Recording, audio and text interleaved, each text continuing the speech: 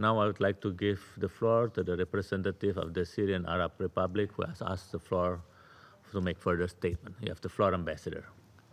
شكرا سيد الرئيس وآسف لطلب الكلمة مرة ثانية.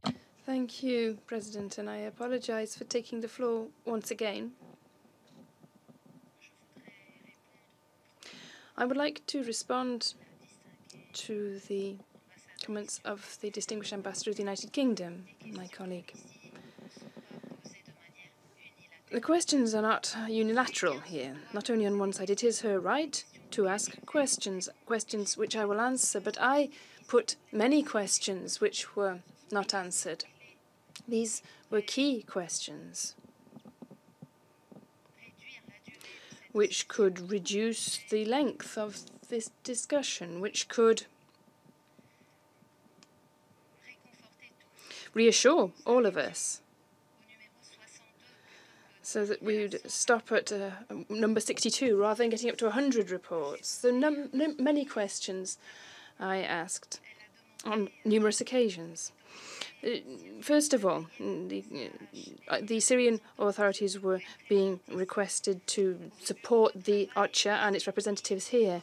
And this work has been done in compliance with Resolution 2039. After the adoption of this resolution in 2013, we, as a government in Syria, started to implement the humanitarian response plans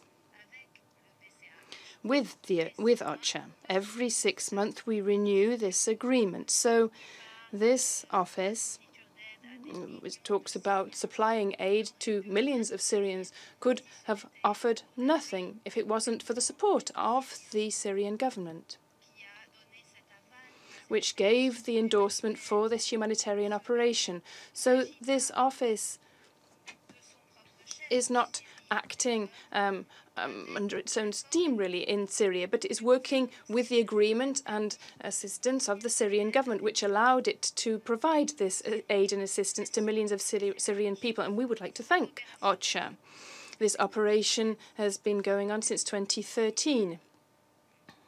It's not new. Secondly, the white helmets. Of course, there are many Western reports drawn up in the West, media and political reports, which elucidate the reality of this organization led by a British officer whose name we shared with you. This organization, if it were truly a humanitarian one,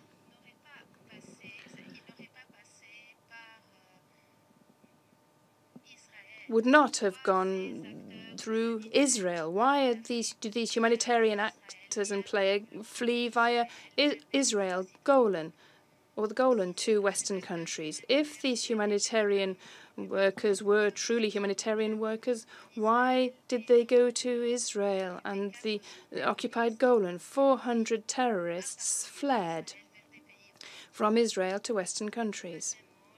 Thirdly, the Security Council has adopted Resolution 2133 in 2014,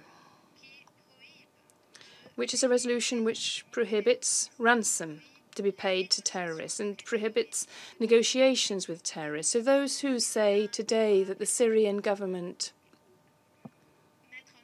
must implement a ceasefire with the terrorists in Idlib are running counter to this resolution of the Council.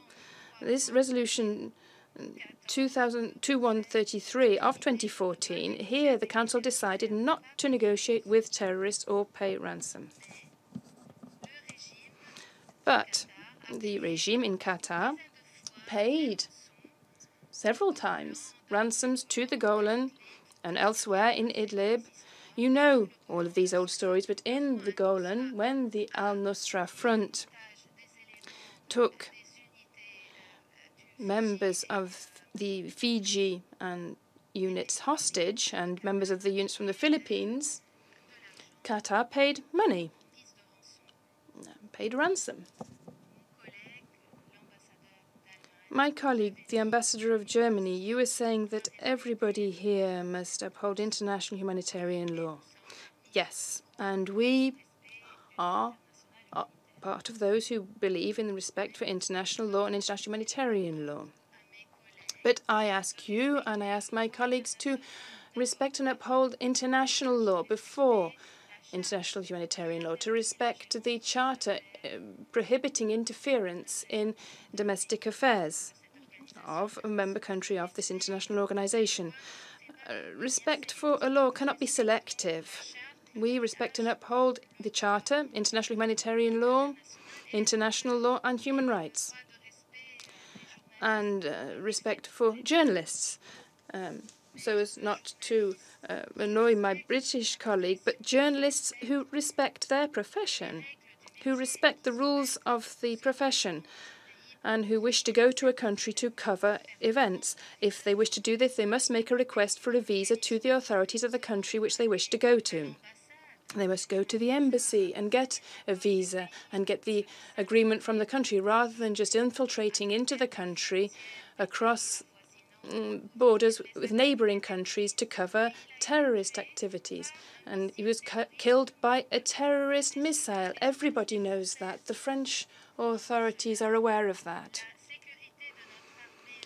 The security of our army and our armed forces was called into question to recover the remains of that journalist and hand them to the authorities in Beirut.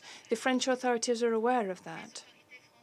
The French authorities know the identity of those who transferred the remains to the French authorities.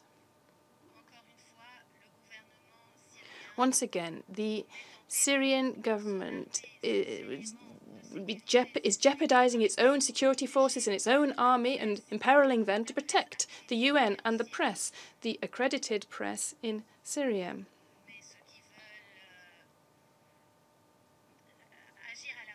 But those who wish to act in a sort of a Hollywood style will pay the price for that. Thank you.